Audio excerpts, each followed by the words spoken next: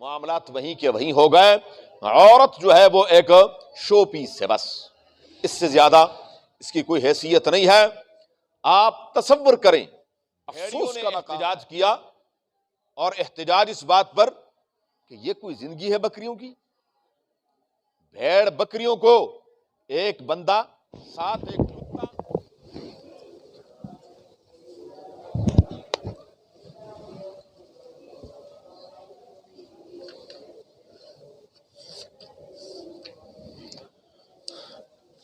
اعوذ باللہ من الشیطان الرجیم، بسم اللہ الرحمن الرحیم. والمطلقات يتربصن بأنفسهن 3 قروء ولا يحل لهن أن يكتمن ما خلق الله في أرحامهن إن كن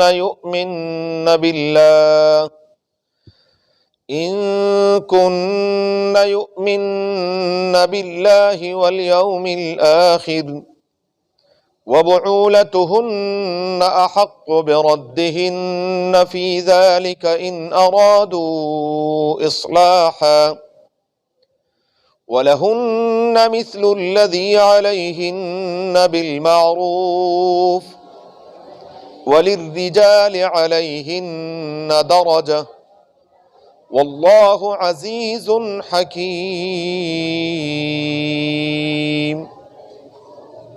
والمطلقات، اور طلاق یافتہ عورتیں، یتربصن بانفسہن، انتظار میں رکھیں اپنے آپ کو، 3 قروء، 3 حیض تک.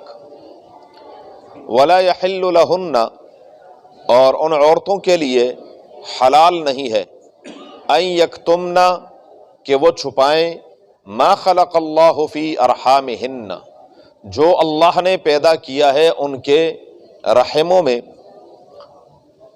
ان کن یؤمن باللہ، اگر وہ ایمان رکھتی ہوں اللہ پر، والیوم الآخر، اور قیامت کے دن پر. وبعولتہن، اور ان عورتوں کے خاوند، احق بردہن فی ذلک ان ارادوا اصلاحا، وہ زیادہ حقدار ہیں لٹانے کے ان کو اگر وہ اصلاح کا ارادہ کریں. وَلَهُنَّ مِثْلُ الَّذِي عَلَيْهِنَّ بِالْمَعْرُوفِ، اور ان عورتوں کے لیے بھی وہی حقوق ہیں جیسے مردوں کے ہیں، بالمعروف، دستور کے مطابق.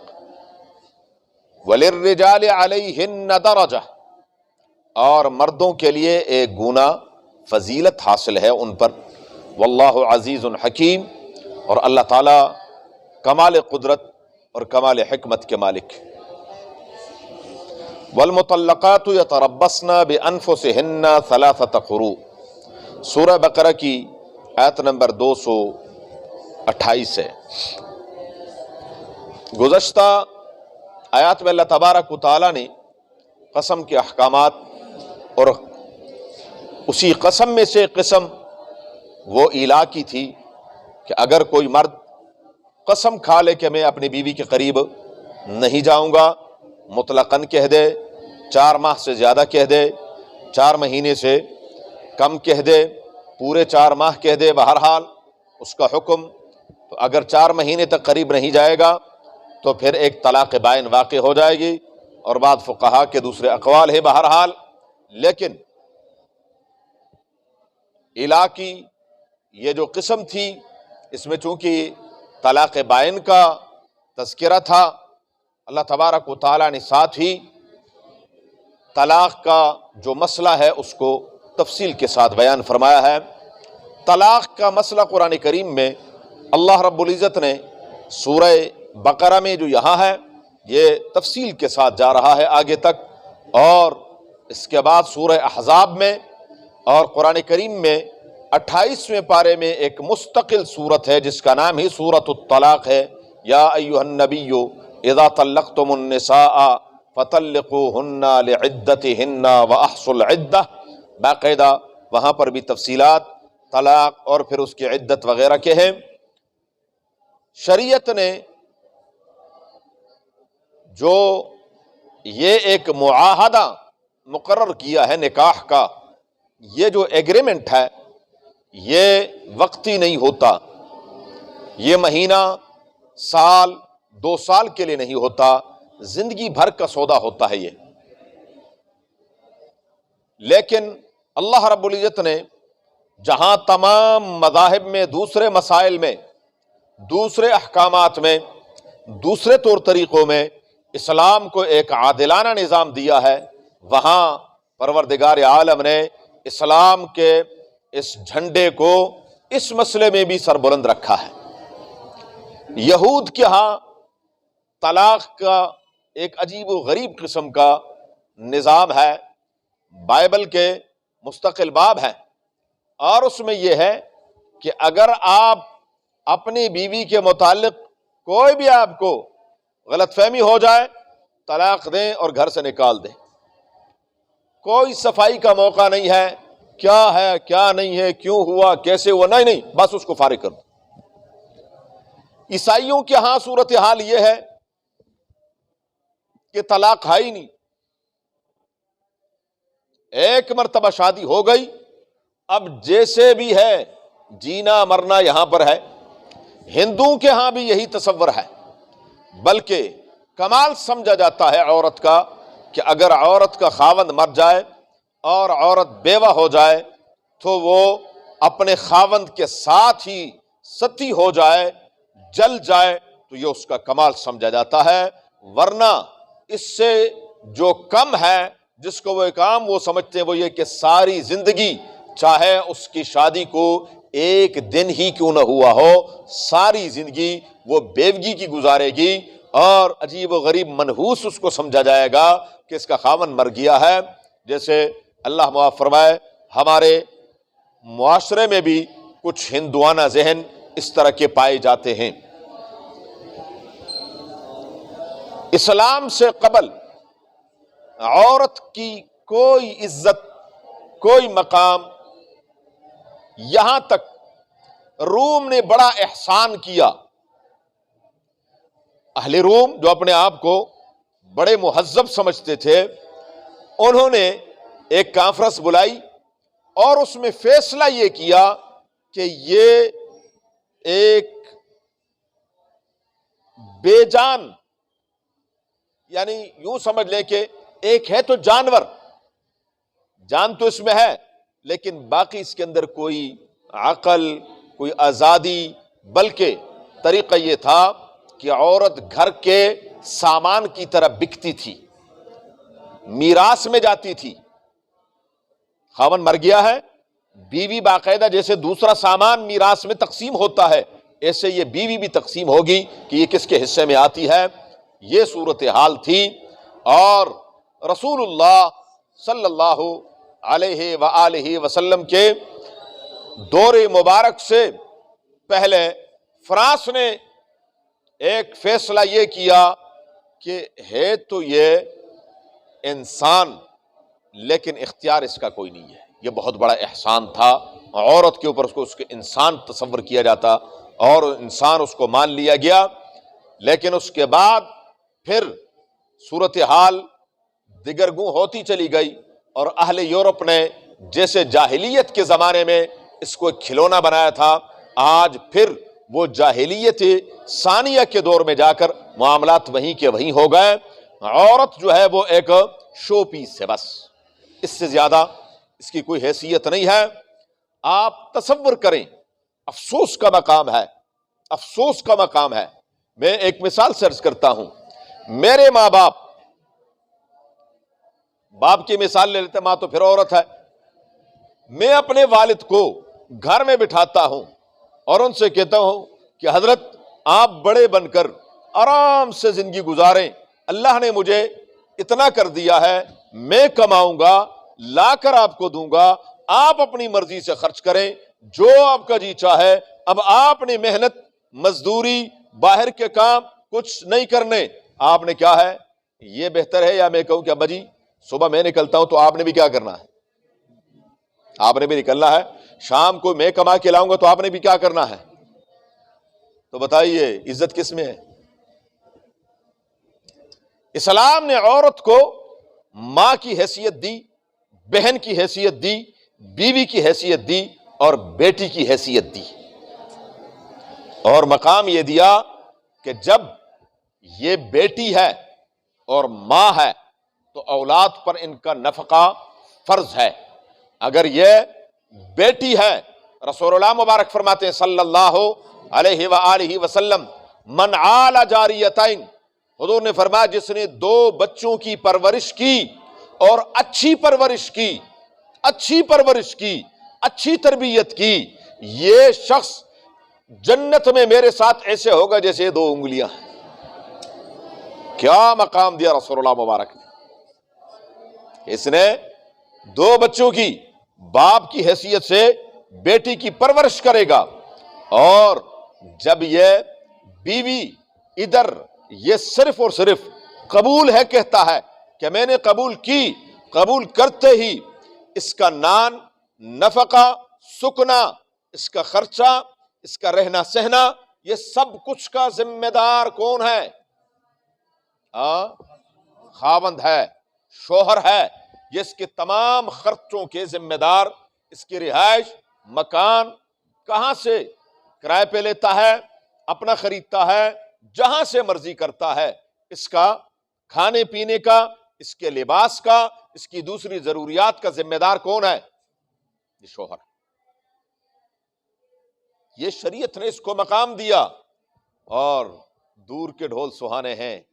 میری وہ بہنیں افسوس ان کو نہیں پتا کہ جہاں یورپ میں جو بعض لوگوں سے ہم نے تفصیلات سنی ہیں کہ وہاں جو عورتیں بڑے بڑے ٹرالر چلاتی ہیں، بڑے بڑی گاڑیاں چلاتی ہیں، اور کوئی پتہ نہیں لک دک صحراؤں میں وہ چلتے ہیں، ان بیچاریوں کی کیا زندگی ہے؟ ان سے پوچھیں جو صبح جاتی ہے اور شام تک 12 گھنٹے مردوں کے سامنے صرف ہنستی ہے بس، اس کے علاوہ اور کوئی کام نہیں ہے۔ مجال ہے کوئی آپ جائیں بینک میں، اللہ میری آپ کی نسلوں کو محفوظ رکھے، آمین کہیں۔ ایک بینکر کے پاس آپ جائیں، وہ سر آپ آئے، سر آپ بیٹھے، سر آپ یہ کریں، سر آپ یہ کریں، یہ اس کی ڈیوٹی میں شامل ہے، چاہے اس کے اندر دل خون کے آنسو رو رہا ہے، لیکن اس کے لبوں پر آپ کے لیے کیا ہوگی؟ مسکراہٹ ہوگی۔ پھر آپ نے اداروں میں، چاہے وہ پرائیویٹ ادارے ہوں، چاہے وہ سرکاری ادارے ہوں، ہم اسی معاشرے کے رہنے والے ہیں، وہاں پر عورت کے ساتھ جو کلیگ ہوتے ہیں، اس کے ساتھ جو کام کرنے والے ہوتے ہیں، ان کی جو جگتیں ہوتی ہیں، ان کی جو باتیں ہوتی ہیں، خدا کی قسم کھا کر کہتا ہوں، ایک غیرت مند کہتا ہے یا اللہ میری بہن بیٹی کو موت دے دے لیکن ایسی زندگی نہ دینا۔ لیکن ہم کیا ہے؟ فخر کرتے ہیں جی میری بچی کیا ہے؟ میری بچی جی ملازمت کرتی ہے۔ نہیں، اللہ تعالیٰ ان کو جیسے ہماری ماں بہنوں نے، اللہ تبارک و تعالیٰ نے ان کو جیسے شوہر عطا فرمائے، وہی کما کر لاتے ہیں، اچھا ہے برا ہے جیسے بھی ہے اسی پر آمنا وصدقنا، اور پھر جب صبح خاوند نے اس طرف اپنے آفس جانا ہے، بیوی نے اپنے آفس جانا ہے، تو بچوں کا کیا بنے گا؟ ان بچوں کی تربیت کون کرے گا؟ اس لیے شریعت نے تو یہ دونوں کیا ہیں؟ دو پہیے ہیں، مرد عورت۔ مرد نے باہر کے معاملات سنبھالنے ہیں، اور یہ گھر کی ملکہ ہے۔ یہ کیا ہے؟ گھر کی ملکہ ہے۔ لیکن ہم نے کیا ہے؟ بدبختوں نے اسلام کے اوپر دھبا لگاتے ہوئے کہا کہ نہیں جی یہ دیکھو، انہوں نے کیا ہے؟ بڑا ایک اچھا کسی نے پوسٹ کیا تھا اور مجھے بہت اچھا لگا کہ ایک دن بھیڑیوں نے احتجاج کیا، بھیڑیوں نے احتجاج کیا، اور احتجاج اس بات پر کہ یہ کوئی زندگی ہے بکریوں کی؟ بھیڑ بکریوں کو ایک بندہ ساتھ ایک کتا، اور وہ سارا دن ان کے ارد گرد پھر رہے ہیں، ایک مخصوص علاقے میں چراتے ہیں، پھر لے کے جاتے ہیں، پھر ان کو واڑے کے اندر بند کر دیا جاتا ہے۔ یہ ان کی آزادی کے اوپر کیا ہے؟ بہت بڑی زیادتی ہے۔ ان کو آزاد کر دیا جائے، جب چاہیں جہاں کھائیں، جہاں مرضی چریں، اور پھر جہاں مرضی رات گزاریں۔ یہ کیا ہے؟ بکریوں نے بھی کیا کہا کہ دیکھو ہمارے حق میں آواز اٹھائی جا رہی ہے۔ ہمیں یہاں واڑے میں کیا ہے؟ ہمارا دل کرتا ہے کہ ہم باہر وہ جو ہمیں چارہ سبز نظر آ رہا ہے، ہمارے منہ میں پانی آتا ہے، لیکن اندر کیا ہوتا ہے؟ جالی لگی ہوئی ہے، ہم دیکھ تو رہی ہوتی ہیں لیکن کھا نہیں سکتی، لہذا ہمیں بھی کھول دیا جائے۔ بالآخر جب کھولا تو بھیڑیوں نے کیا کیا؟ آپ جائیں یورپ کے بھیڑیوں کو دیکھیں، اور یورپ کے بھیڑیوں کو کیا دیکھتے ہو؟ آج روز آپ صبح اخبار اٹھائیں، کہتے ہیں کہ جی عورتوں کے اوپر کیا ہے؟ ساری باتیں غلط ہیں، ساری باتیں غلط ہیں۔ رسول اللہ مبارک نے، ویسے مثال تو ٹھیک نہیں ہے، بہر کے اس طرف نہیں جاتے، عمران خان کا جملہ ٹھیک تھا۔ عمران خان نے ایک جملہ کہا تھا، اس نے کہا یہ جو دسترازی ہو رہی ہے یہ عورتوں کا لباس ہے۔ اس پر بڑا دیکھو جی اس نے عورت کی بھائی توہین تو عورت خود کر رہی ہے۔ جب عورت بن ٹھن کر سامنے آئے گی کس لیے آ رہی ہے؟ سوال ہے میرا۔ میں بن ٹھن کے باہر نکلتا ہوں کس لیے؟ کہ مجھے کوئی دیکھے۔ عورت جو بن ٹھن کر ایسی خوشبو لگا کر کے 10 میل سے پتہ چلے کہ کوئی آ رہی ہے، کس لیے آ رہی ہے؟ وہ یہ سب کچھ کیوں کر رہی ہے؟ کہ مجھے کوئی دیکھے۔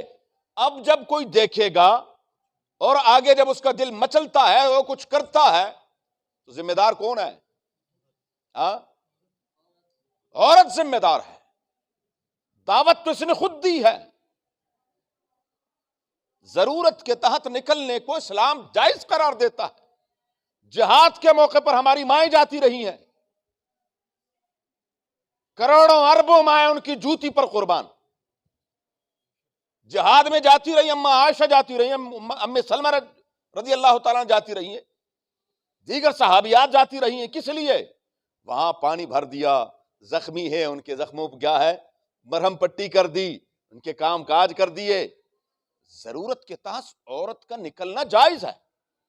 بازار جا سکتی ہے ضرورت کے تحت، ہاسپٹل جا سکتی ہے ضرورت کے تحت، ڈاکٹر کے پاس جا سکتی ہے ضرورت کے تحت۔ لیکن میرا ایک سوال ہے، جہاں اتنے ہسپتال ہیں، لاہور میں اگر ایک ہاسپٹل مختص ہو جائے کہ یہ صرف کس کے لیے ہوگا؟ عورتوں کے لیے، تو ماں مرتی ہے ان کی۔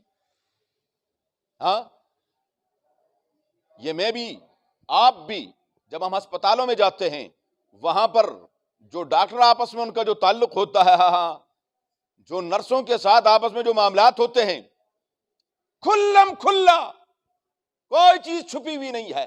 کیا ہے یہ؟ یہی اگر مردوں کے لیے ڈاکٹر الگ ہوں، عورتوں کے لیے الگ ہوں، مردوں کا اسپتال الگ ہو، عورتوں کا اسپتال الگ ہو، تو مصیبت آتی ہے۔ ہاں، اتنی یونیورسٹیاں ہیں، ایک یونیورسٹی بالکل صرف کس کے لیے ہو؟ لڑکیوں کے لیے، ایک لڑکوں کے لیے ہو۔ خبردار جو کوئی لڑکا یہاں پر نظر آئے، مسئلہ ہوتا۔ ہاں، لیکن نہیں، وہاں بھیڑیوں کا کام نہیں بنتا۔ اس لیے بھیڑیے روز کیا کرتے ہیں؟ وہ ان کے حق میں کیا کرتے ہیں؟ جلوس نکالتے ہیں کہ جی یہ کیا کریں مولوی صاحب، ہمارا شکار، یہ جو ہم شکار کرتے ہیں یہ تو ہمارا سارا معاملہ ختم ہو جائے گا۔ تو بہرحال عورت کو اللہ تبارک و تعالیٰ نے بڑا اونچا مقام دیا۔